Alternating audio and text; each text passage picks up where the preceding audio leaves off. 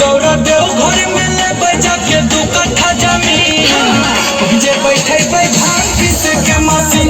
गौरा देव घर में ले बजा के 2 कट्ठा जमीन जे बैठे भांग पीस के मशीन।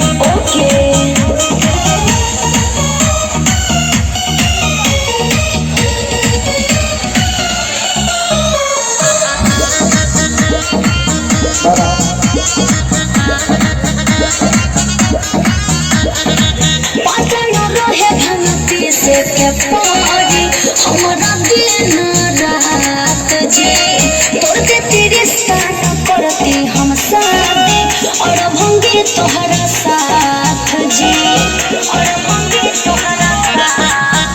सुना गौरा हो मत जइहा हमसे दूर मन माने नहीं भांग बिना बानी मजबूर।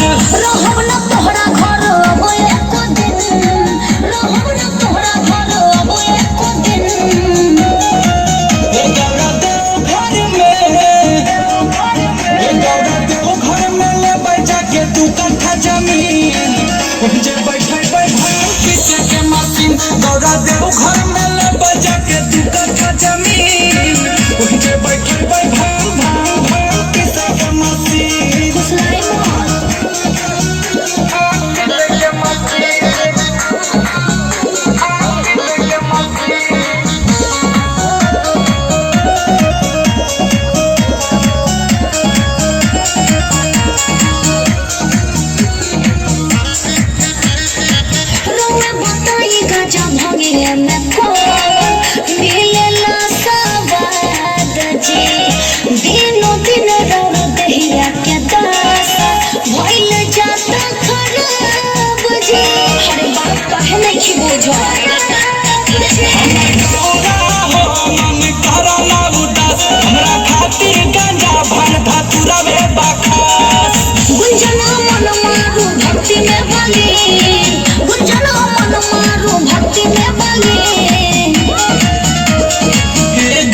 देव घर में बोली न स्वामी जी।